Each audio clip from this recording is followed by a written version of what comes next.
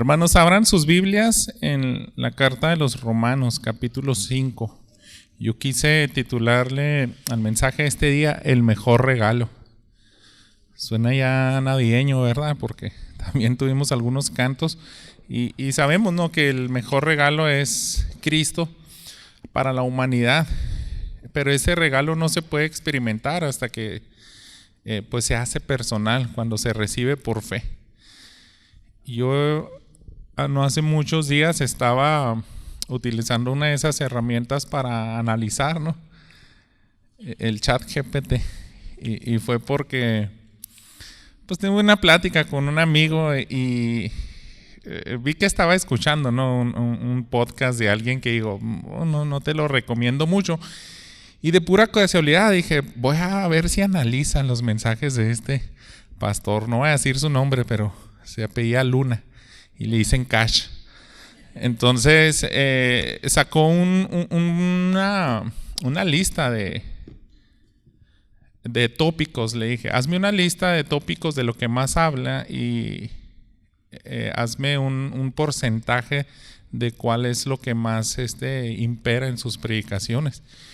Y me llamó la atención porque en primer lugar, como un 35% de lo que más habla es acerca de la fe y la prosperidad. Y sabemos que cuando ya va ligado ahí, o sea, es tener fe para que le creas a Dios con ese propósito. Entonces la fe no es un buen concepto estando ahí en el primer lugar, de acuerdo al contexto, ¿verdad?, de cómo lo manejan ellos.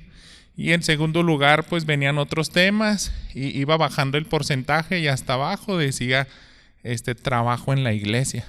Entonces yo vi, o sea, cómo tristemente iba bajando ese porcentaje hasta el 5%. Los temas que considero yo bíblicos, pues básicamente invirtió la pirámide. Lo que más debería de imperar en los sermones de cualquier predicador, hermanos, es acerca de Cristo. Entonces es triste que yo les decía a un amigo, no sé, me imagino que necesito ser más famoso para que le digas a esa herramienta, analiza los mensajes del pastor a ver si saca algún resultado, ¿no? Pero yo creo que es nada más para los que tienen mucha información ahí en la web. Y el mejor regalo, hermanos, lo que busca la humanidad es eso, como que tener prosperidad en el aquí y en el ahora. Es lo que más desean las personas. O sea, quiero que me vaya bien, quiero tener salud, ya no quiero tener problemas mentales, ya no quiero batallar en cualquiera de las esferas de nuestra vida, ¿verdad?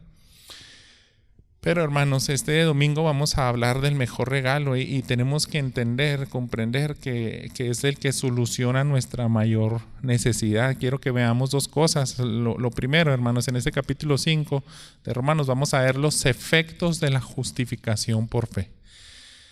¿Cuál es tu posición cuando ejerces fe, cuando recibes esa justicia de Dios? Ese es el mejor regalo que pudiéramos tener, una posición de justos delante de Dios. Y la otra cosa que vamos a ver es simplemente eso, el regalo más grande para el pecador. Y lo vamos a ver más explícitamente, ¿verdad?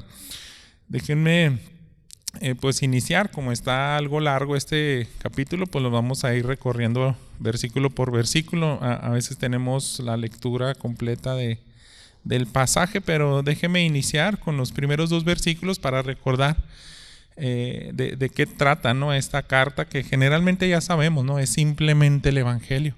Pero en este capítulo yo creo que ya el apóstol Pablo está aclarando qué es lo que ocurre con las personas que les son perdonados los pecados, a qué estado pasan ahora.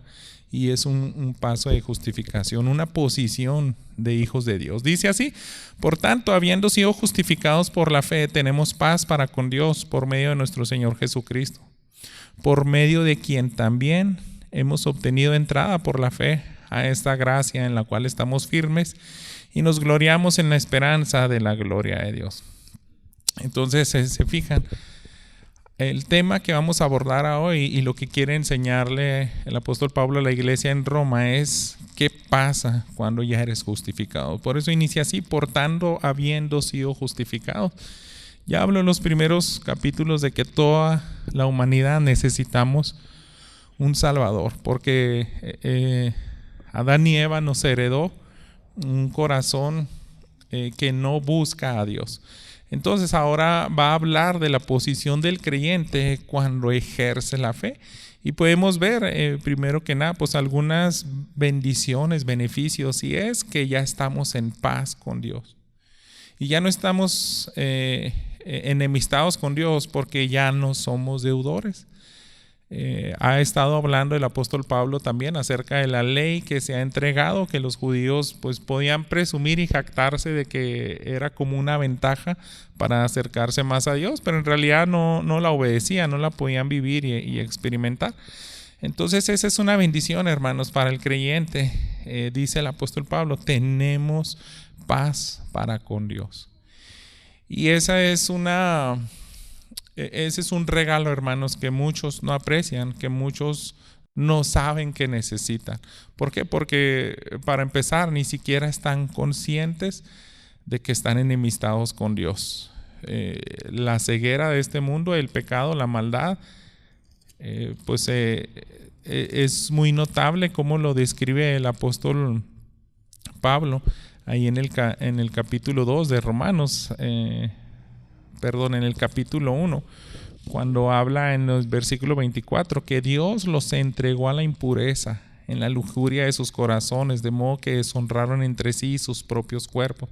Y continúa, ¿verdad?, hablando de que las peores cosas que podemos cometer aquí en este mundo, las personas lo hacen sin ningún cargo de conciencia. Entonces ellos están enemistados con Dios y no se dan cuenta que están bajo la ira de Dios. Por eso Dios mismo los entrega para que vivan dando rienda suelta, ¿verdad?, a sus deseos y placeres terrenales, ¿verdad? Son legítimos muchas bendiciones como tener sexo, pero Dios lo puso en el contexto del matrimonio y con límites, ¿verdad? Pero ellos se saltan de todos los límites, deshonran sus propios cuerpos. Y por dar un ejemplo, ¿verdad?, aquellas personas que terminan desviados en esa esfera, ¿no?, moral o sexual. Pero en las demás esferas de nuestras vidas, hermanos, nos podemos desbordar en ese pecado. Y al estar enemistados con Dios, cuando se ejerce la fe, dice, ya no más. Ya Dios no está enojado contigo. Tienes paz. Y también tu deuda, todos los mandamientos que estabas infringiendo a su ley santa, son borrados. Entonces ese es el estado de lo que ocurre con los hijos que ejercen fe. Y no solamente eso, sino que se mantienen firmes ahí. Ahí en el versículo 2 dice, también hemos obtenido entrada por la fe a esta gracia en la cual estamos firmes. Entonces esa firmeza, hermano, es una posición permanente y estás seguro de que ya no vas a salir de ahí. Esa firmeza es que nada te va a remover. ¿Y qué es? Pues de que ya te estás gozando en la gracia de Dios. Ya experimentaste el perdón de los pecados, la comunión con Dios, tener paz con Él. Pero es una bendición que sepas que ya no te puedes alejar de ese lugar. Puedes pecar temporalmente, ¿verdad? Y lo hacemos y se interrumpe, por así decirlo, la plenitud de la comunión con Dios. Pero la palabra de Dios nos dice que estamos firmes. Nada nos puede apartar del lado de Dios, de su mano, de su salvación, de esa posición de justicia, hermanos. Entonces, obviamente, cuando entiende eso el creyente, el apóstol Pablo usa esta palabra, nos gloriamos en esa posición, lo que ya estamos experimentando. Déjeme decirle cómo traduce la palabra de Dios para todo este versículo 2. Dice, estamos felices con la esperanza de compartir la gloria de Dios. Entonces, un sentido, el gloriarnos es que empieza a desbordar un gozo en ti, estás tan agradecido y eso hace, ¿no?, que ames a Dios, que le alabes, que le exaltes y seas agradecido. Entonces, esta palabra gloriarnos la va a estar repitiendo el apóstol Pablo porque es lo que una manera de decir cómo experimenta aquel creyente ahora justificado por la fe. Y el apóstol Pablo dice, no solamente es eso, tener paz con Dios, estar a cuentas con Él, ya no ser deudor, mantenerte firme y estar gozoso. Dice, hay algo más. Dice, no solo nos gozamos por las grandiosas promesas, también es una bendición y viene en un paquete de que te puedes gozar en las circunstancias difíciles. Fíjese, los versículos 3 al 5, acompáñeme ahí en Romanos 5. Y no solo esto, sino que también nos gloriamos en las tribulaciones, sabiendo que la tribulación produce paciencia, la paciencia carácter probado, y el carácter probado esperanza. Y la esperanza no desilusiona, porque el amor de Dios ha sido derramado en nuestros corazones por medio del Espíritu Santo que nos fue dado. Entonces, ahora vemos la vida diferente. El apóstol Pablo está diciendo, cuando llegan los momentos difíciles, ya nada nos entristece o desanima, al menos permanentemente, ¿verdad? Que sabemos que es una realidad, que todavía estamos expuestos a padecer, ¿no? Tristezas si vienen esas circunstancias. Pero el apóstol Pablo dice, no, el ser hijo de Dios y mantenernos en esa justicia nos ayuda a ver las cosas diferentes, aún en esos días. Solamente yo creo, hermanos, es que hay que aferrarnos a esa posición en Cristo y vamos a ser felices también en las tribulaciones. ¿Por qué, hermanos? Porque comprendemos que hay un propósito en ello.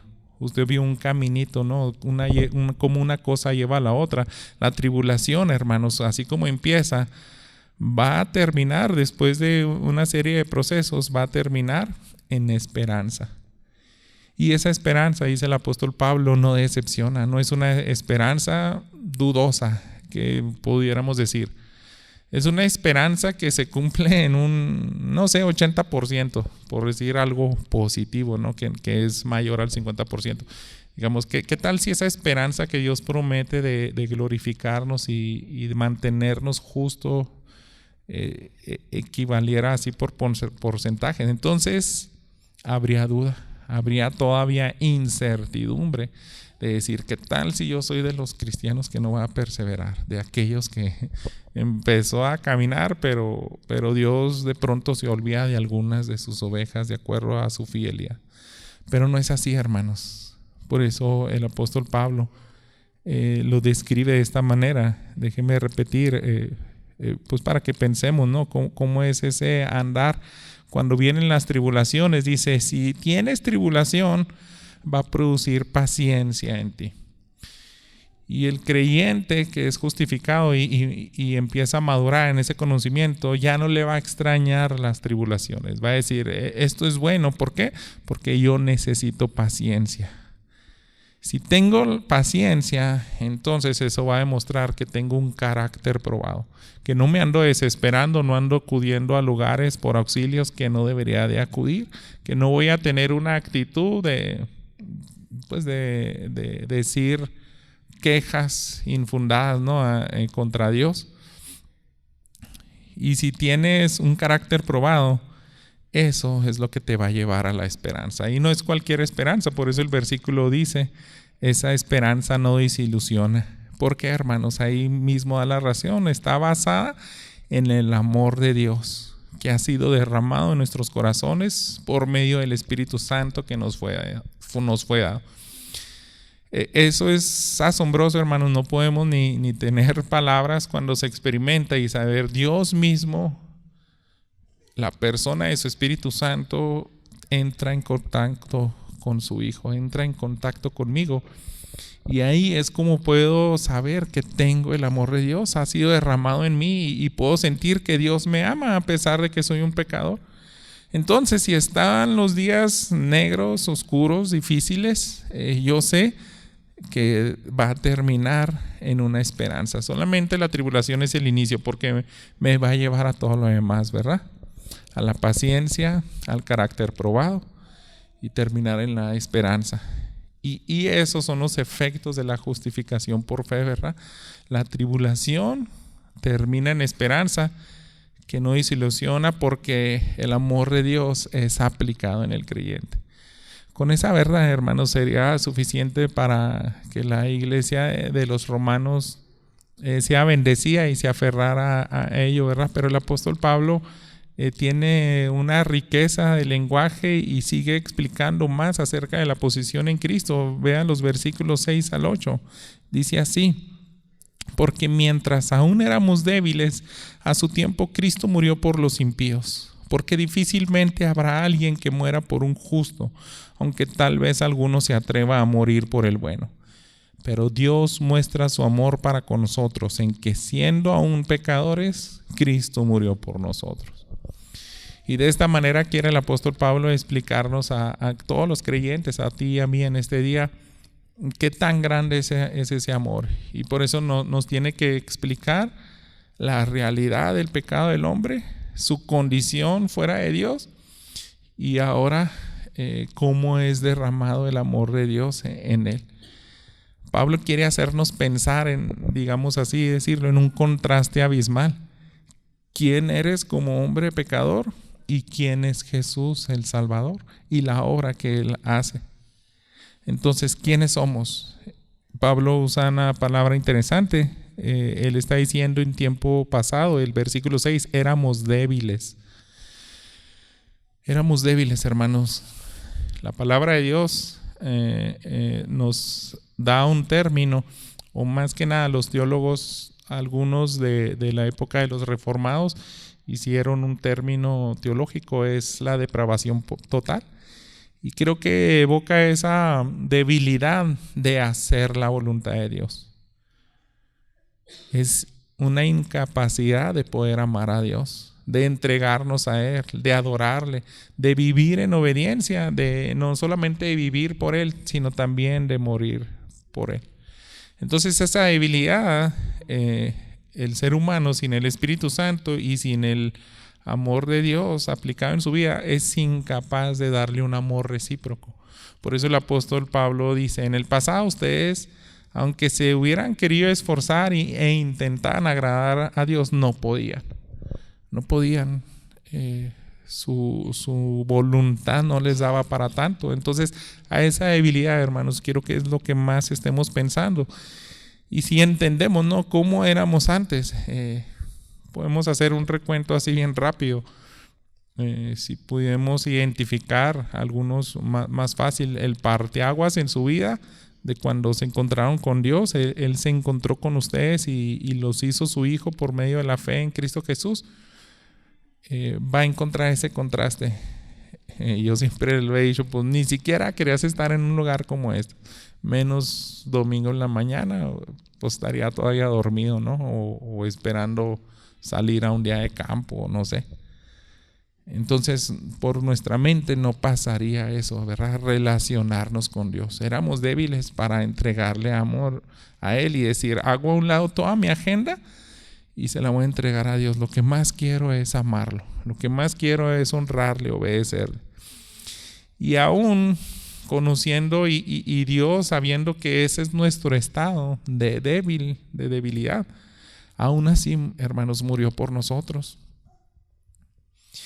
Y ahora que somos justos, el apóstol Pablo dice: si murió por ti, a pesar de que eras terrible, de que eras un blasfemo, de que estabas desbordado en tus deseos y no tenías freno en algunas áreas de tu vida, Él te amó y derramó su amor por ti y se entregó por ti.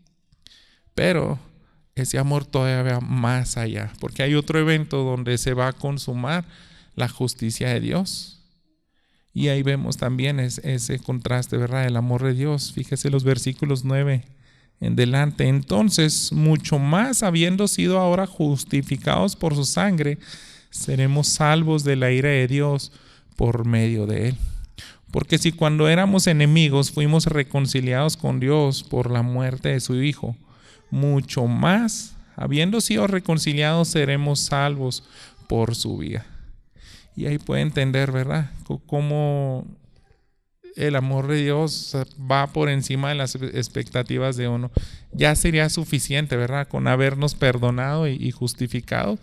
Pero dice, aún el amor de Dios no se termina ahí, porque vienen eventos futuros donde se va a encontrar uno en un juicio con el juez del universo y va a dar una sentencia a cada uno, ¿verdad?, de acuerdo a nuestros actos. Y dice, si te libró de aquella vida cuando eras perverso, y ahora que eres tu hijo, cuanto más te va a volver a librar de esa condenación final. En pocas palabras, hermanos, ya no hay por qué temer, donde algunos desearán, ¿verdad? Hay otro pasaje de la Escritura que dice que, para eso son las palabras de Jesús cuando habla de su segunda venida. Él dice que literalmente quisieran que los montes los cubrieran. ¿Por qué? Porque van a experimentar el terror de un Dios enojado. Pero dice, nosotros ya no vamos a saber qué es eso. Nosotros ya estamos libres, exentos de esa experiencia tan terrible que va a experimentar todo aquel que no le creyó.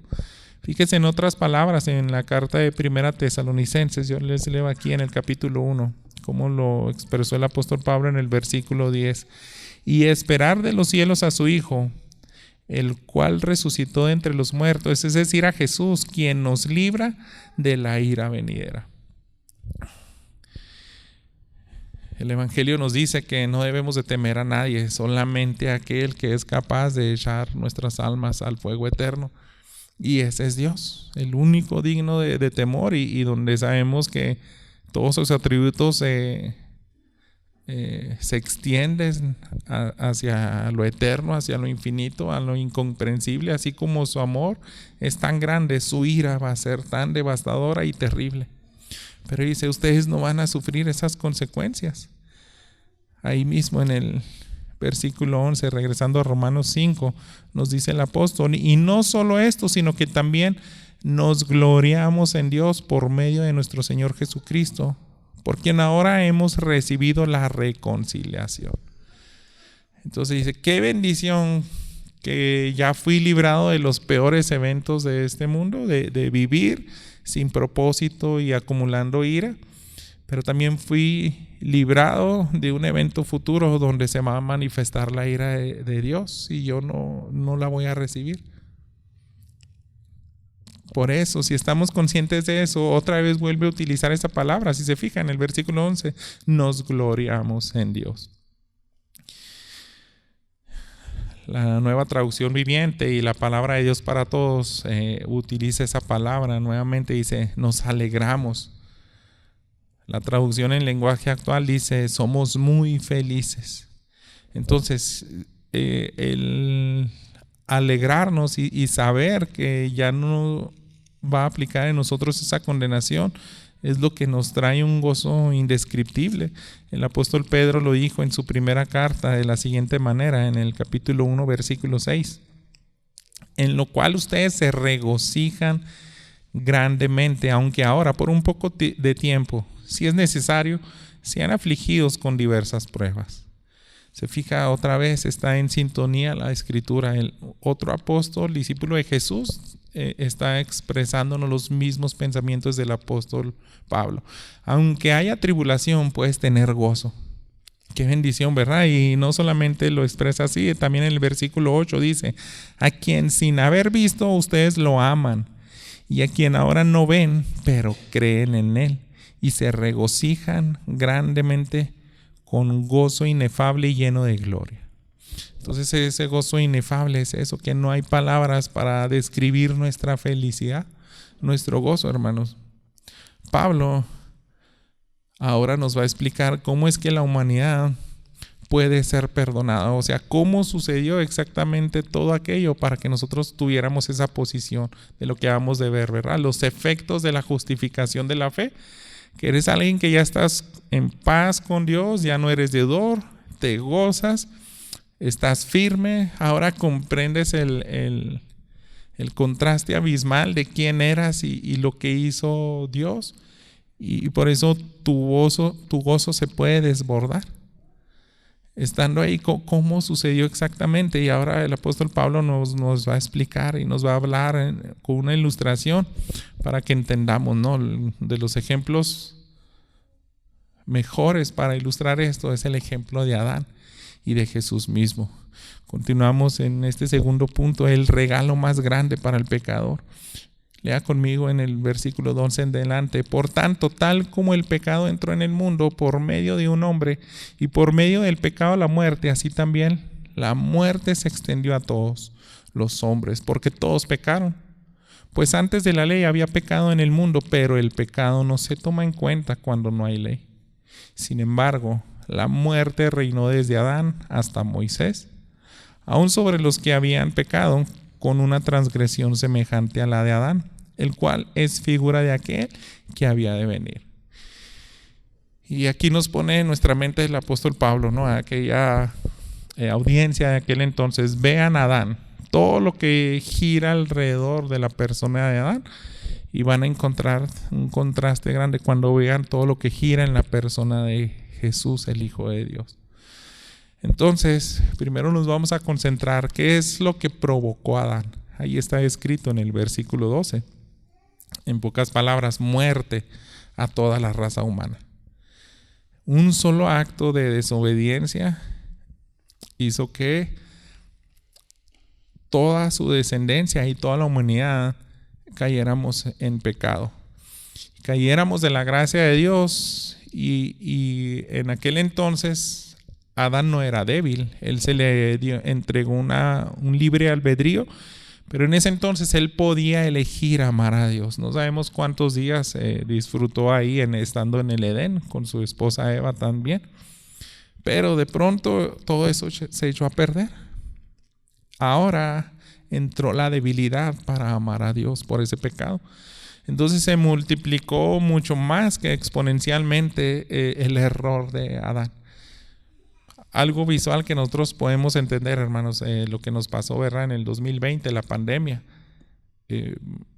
No sé exactamente cómo se mide, ¿no?, el índice de contagio del coronavirus en ese entonces, pero nosotros lo vimos a través de meses, ¿no? En todo el mundo llegó al último rincón.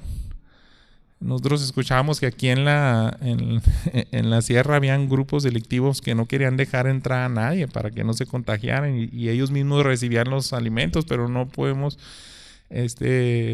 garantizar aún así la salud de ellos. ¿Qué tal si iba ahí ese virus en las cosas que ellos transportaban? O sea, todo el planeta Tierra pues literalmente se contaminó, se extendió ese virus. Y así fue el pecado, hermanos, pero exponencialmente. Adán y Eva desataron la ira de Dios. Ellos pecaron y su hijo, Caín, Abel, toda la descendencia de ellos empezó a pecar. Y cada pecado iba en contra de la persona de Dios, de su ley moral. Entonces se empezaron a generar, hermanos, miles, millones de millones y exponenciados a millones de personas, y cada uno cometiendo millones de pecados. Entonces eso es lo que provocó a Adán, hermanos, en ese versículo 12. Pero en el versículo 13 nos habla de que era una realidad. Aunque todavía no se promulgaba la ley de Moisés, ellos estaban pecando. Nadie les decía que era malo, pero ellos estaban cometiendo cosas terribles. Dice: pues antes de la ley había pecado en el mundo, pero el pecado no se toma en cuenta cuando no hay ley. Es simplemente que no se distinguía. Nadie tomaba en cuenta lo malo que estaba haciendo, porque todavía no había una regla establecida para decir: aquí estás infringiendo la voluntad de Dios. Sin embargo, hermanos, cuando se promulga la ley, antes y después, el pecado es pecado. Fíjese cómo engloba a la raza humana el apóstol Pablo ahí mismo en Romanos, pero el capítulo 2, si quiere retroceder, 2:12 dice así: pues todos los que han pecado sin ley también perecerán, y todos los que han pecado bajo la ley, por la ley serán juzgados. Entonces dice: teniendo ley o sin tener, tienes que ser juzgado, y teniendo ley o sin ley, pecas. El pecado es pecado, aunque nadie te lo haya aclarado. Y de ahí viene también, por eso nos deja claro, ¿no?, el versículo 14, regresando ahí en el capítulo 5. Sin embargo, la muerte reinó desde Adán hasta Moisés, aun sobre los que habían pecado con una transgresión semejante a la de Adán, el cual es figura de aquel que había de venir. Y esa semejanza, hermanos, yo creo que se refiere principalmente el apóstol Pablo en el sentido de cómo los actos de Adán afectaron a toda la humanidad. Un solo hombre fue capaz de afectar a toda la humanidad, pero dice, esa semejanza también ocurrió con Cristo, porque un acto de sacrificio, de amor sacrificial de Jesús también afectó a toda la humanidad. Adán la afectó para muerte, pero Jesús afectó a toda la humanidad para vida. Entonces, él sigue aclarando este principio, esta verdad. Vea el versículo 15. Pero no sucede con la dádiva como con la transgresión, porque si por la transgresión de uno murieron los muchos, mucho más la gracia de Dios y el don por la gracia de un hombre, Jesucristo, abundaron para los muchos.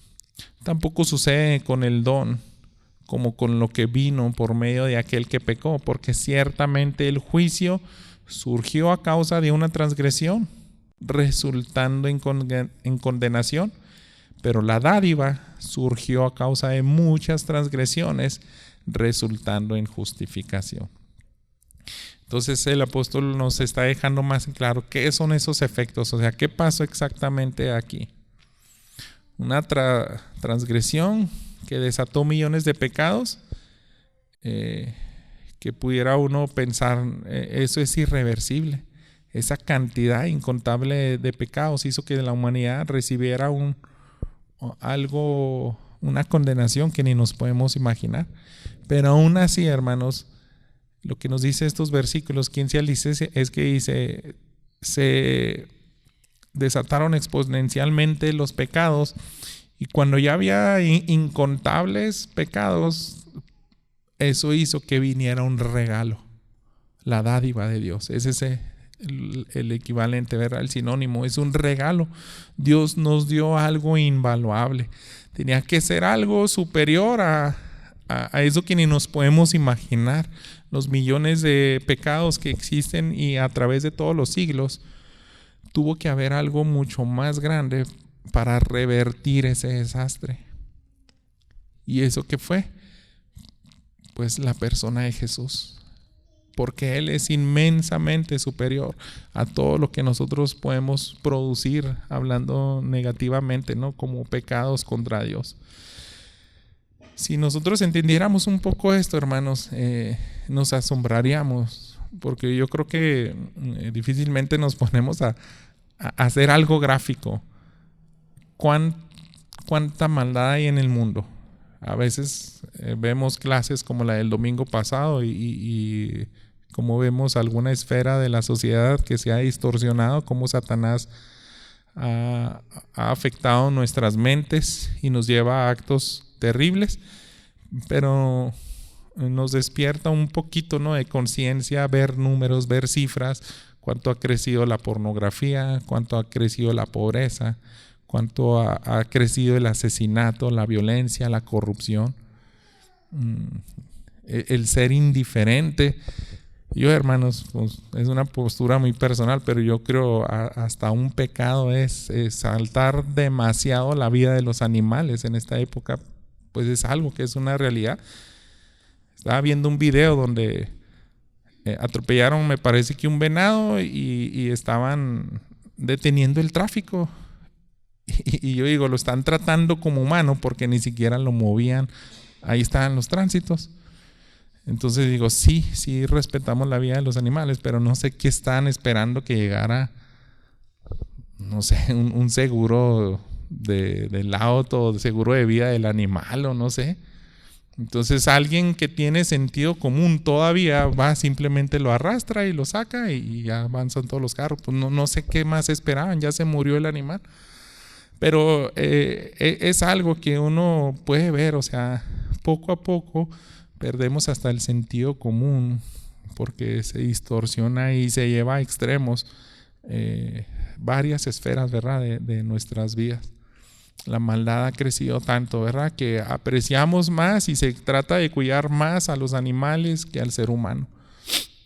Bueno, cierro ese paréntesis.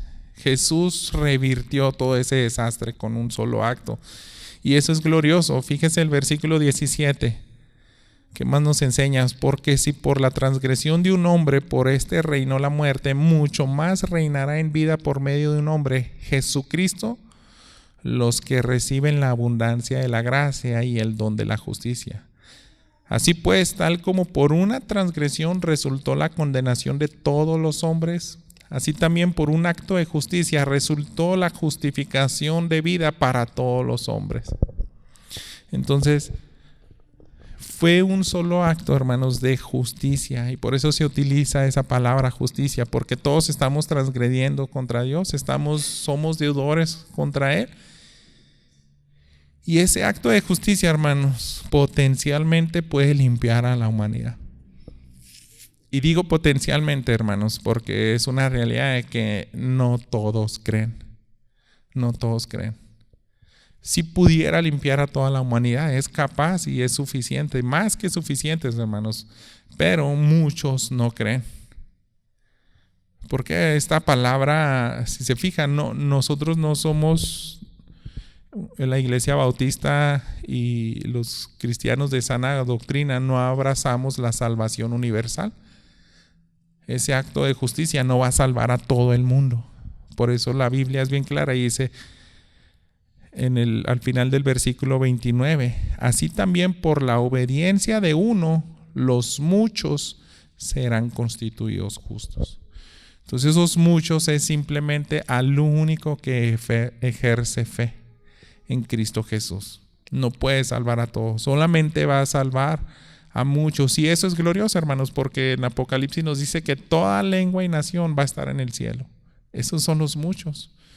Incontables miles y millones de personas, y de toda lengua va a ser alcanzado por ese acto de justicia.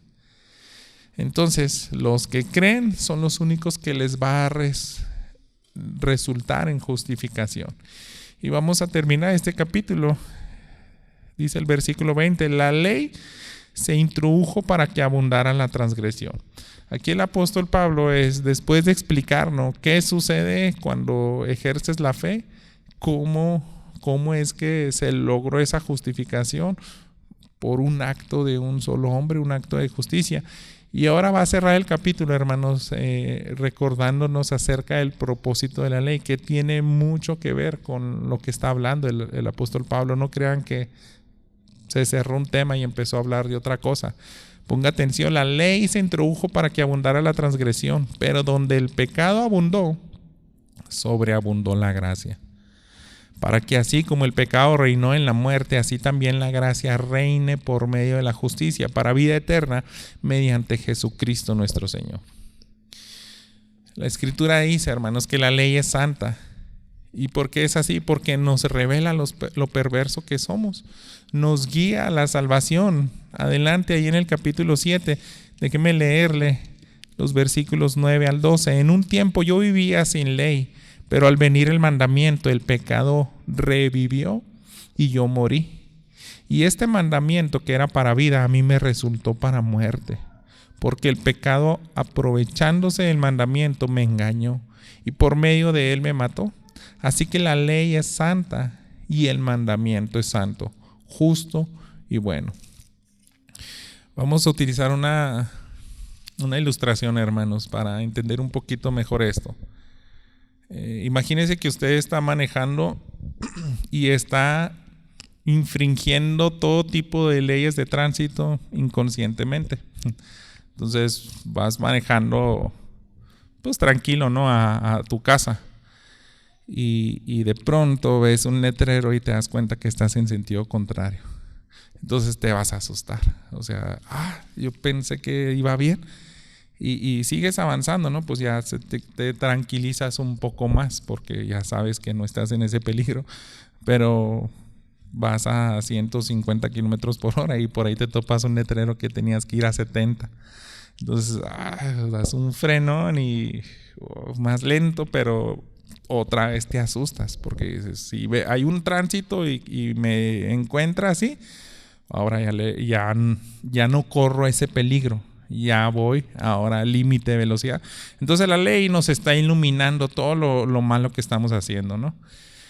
Si nos detiene el tránsito porque nos faltó un foco, Y yo no sabía que la ley de tránsito de mi estado te paraba y por esa falta, ¿no?, de luz.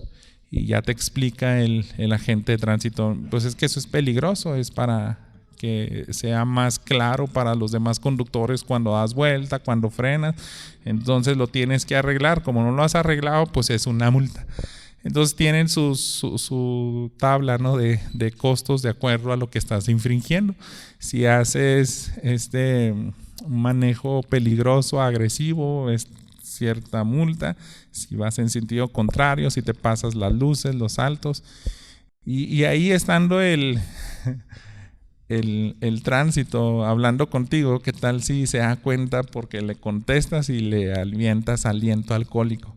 Decía, oye, ¿qué te pasa? Pues estás manejando en ese estado de ebriedad y eso también es otra multa y eso es más cara. Pero tú no te dabas cuenta, pero poco a poco la ley te está revelando. Has hecho mal todo.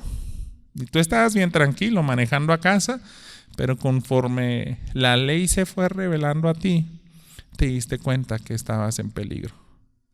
Entonces eso, hermanos, es lo que necesitamos. La ley de Dios es santa y es como lo que nos debiéramos de aplicar, hermanos, ya para terminar y poder pensar de qué me sirve este pasaje en este día. Yo creo que nosotros tenemos que continuamente ir a la palabra de Dios porque es lo que nos va a revelar lo pecadores que éramos, lo afectados que éramos por el pecado, cómo éramos débiles y ahora cómo Jesús nos amó aún así. Voy a hacer algo, pues es un poco peligroso. Como decimos, no me gusta mucho hablar de ese término de que vas a aventar piedras en el sermón, pero pienso que es como poner una bomba expansiva ahí en medio. No sé si han visto en las bombas caseras. Por ejemplo, en un maratón allá en Boston, unos terroristas pusieron unas bombas que explotaban y aventaban objetos filosos para todos lados a la redonda.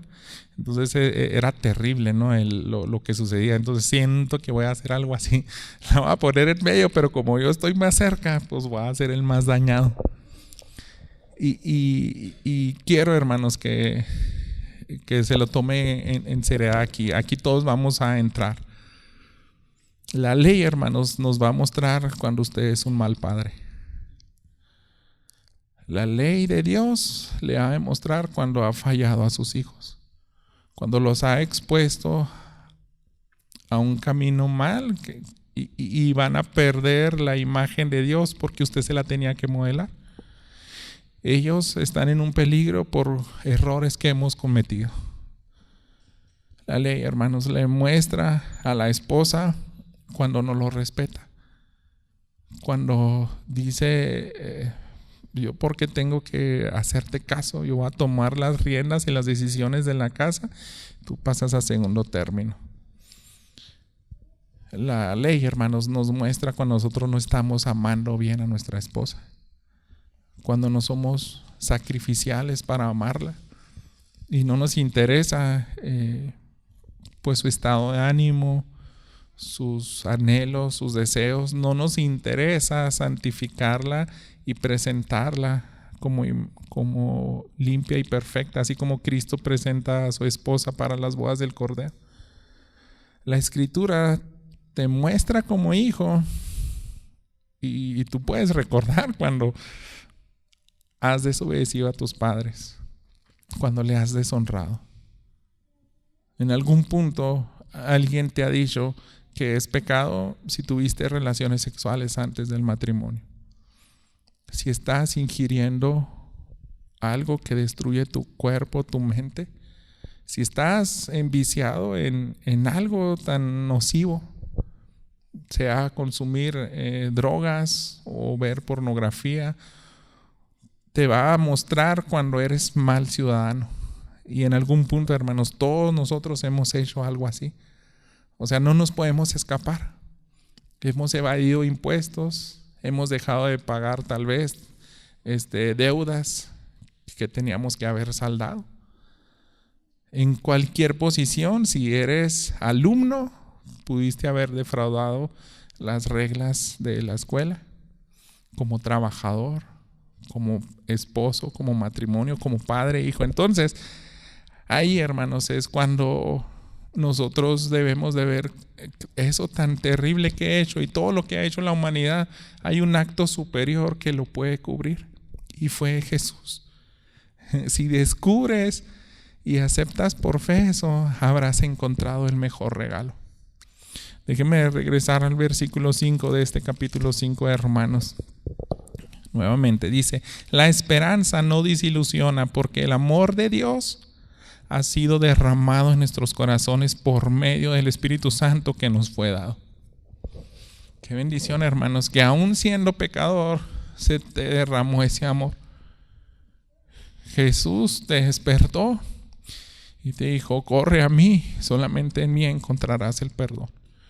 Y los que abrazamos con fe ese acto de justicia, el amor se nos aplicó, el Espíritu Santo entró en nuestras vidas y nos dio esperanza.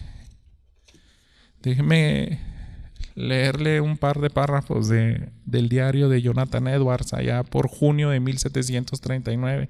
Él escribió lo siguiente, y sabemos que a lo mejor algunos desconocen de primera mano por qué escribe algo así. Se puede escuchar así tan asombroso, pero todos, hermanos, cuando encontramos el regalo, la dádiva del perdón de nuestros pecados a la persona de Cristo Jesús, vamos a poder decir algo semejante a Él. Fíjese, en la noche de un sábado en particular, yo tuve tal descubrimiento de la excelencia del Evangelio, muy por arriba de otras doctrinas, que no podía más que decirme a mí mismo: esta es mi luz escogida, mi doctrina escogida, y de Cristo. Este es mi profeta escogido. Me parecía dulce, más allá de toda expresión, el seguir a Cristo y el ser enseñado y alumbrado e instruido por Él, aprender de Él y vivir para Él. Cuando nos encontramos en esa situación del traslado de las tinieblas a la luz, ahora nosotros podemos decir inefablemente y gozarnos, gloriarnos en la obra de Cristo Jesús y decirle: no hay nada mejor que... Dice: otro sábado por la noche tuve la sensación de cuán dulce y bendita cosa era el caminar en el camino del deber, hacer aquello que era correcto y encontrarlo apropiado para ser hecho y agradable de la santa mente de Dios. Ahí puede ver, ahora ya no era débil. Ahora sí puedo obedecerle, sí puedo caminar y hacer su voluntad de buena gana. Dice: eso me ocasionó quebrantarme en una especie de llanto en voz alta por algún tiempo, de manera que me vi obligado a encerrarme, a asegurar las puertas. Yo no podía hacer otra cosa que clamar a gran voz: cuán felices son ellos, los que hacen lo correcto a los ojos de Dios. Ciertamente ellos son benditos, ellos son los felices. Esto, hermanos, es un testimonio de cómo el Espíritu Santo, cómo el perdón de los pecados, cómo el entendimiento que es abierto en un pecador puede hacerte desbordar en gratitud. ¿Pero por qué, hermanos? Porque es cuando entiendes qué hizo Jesús, cuando entiendes que es el mayor regalo. Y es triste que en las predicaciones en muchas iglesias se quiera dar esos mensajes, ¿no? Te voy a traer un mensaje para que ya no estés aburrido o triste o que te venga fortuna. Nosotros, hermanos, debiéramos de predicar esto siempre y enseñarlo a nuestros hijos. ¿Por qué? Porque es lo más sublime, es el mayor regalo de toda la humanidad, lo único que pudo cubrir todo el desastre que hizo Adán, ¿verdad? Y en lo cual estamos metidos nosotros. Así termina ese capítulo 5, ¿verdad? Recordemos: así como el pecado reinó en la muerte, así también la gracia reine por medio de la justicia para vida eterna mediante Jesucristo nuestro Señor. ¿Por qué? Porque el pecado, hermanos, ya está desbordado, abunda. Pero dice El amor de Dios, su gracia sobreabunda. Vamos a orar. Padre, en esta mañana agradecemos porque tú nos has permitido venir a la Escritura y nos has recordado, Señor, cuán grande eres tú. Cómo fue que obtuvimos esa justicia y fue por un acto de obediencia tuyo. Y te ruego, Señor, que le des fe a aquel que aún no ha corrido hacia ti. Y ayúdanos a cada uno de nosotros a ir continuamente a tu palabra para buscar y refugiarnos en Jesús. Que podamos decir, aún en la tribulación me gozo. Aún cuando estén los momentos difíciles, poder decir, esto va a terminar en bien. Me va a dar un carácter probado. Me va a ser paciente y va a terminar en esperanza. Y esa esperanza no decepciona porque tú nos prometes que vamos a estar firmes a tu lado una vez que hemos sido hechos tus hijos. Gracias, Padre, porque tu palabra nos puede consolar, nos puede animar. No hay nada mejor que ella, no hay ninguna otra enseñanza en este mundo que nos pueda dar la paz que tú ofreces. Gracias y alabamos y bendecimos tu nombre por nuevamente alimentar nuestro espíritu y bendecir a tu iglesia. En Cristo Jesús oramos, amén.